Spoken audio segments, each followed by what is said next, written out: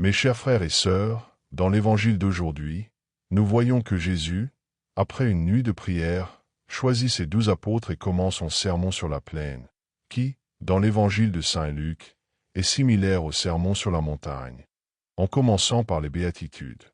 Que nous enseigne cet évangile? Tout d'abord, rappelons que l'évangile de Saint Luc présente un Jésus priant. Voici quelque chose de profondément vrai.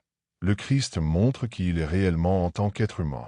Il est Dieu devenu homme, venu pour nous apprendre à être véritablement humain. L'être humain n'est pleinement humain que lorsqu'il vit la vie que Dieu a imaginée, et cela implique une vie de prière.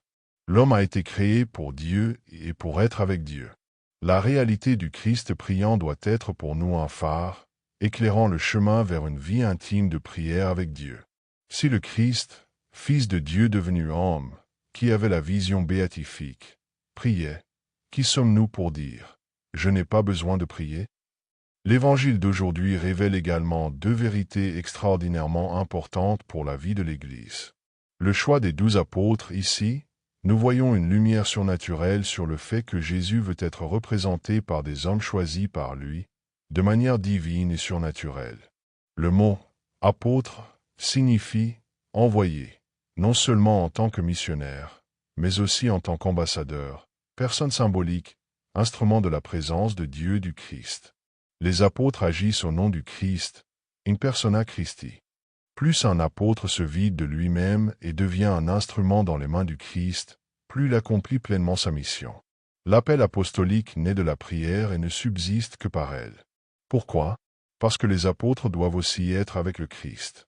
Dans le récit de saint Marc sur le choix des 12, il est écrit « Jésus choisit les 12 et les constitua pour qu'ils soient avec lui et pour les envoyer ».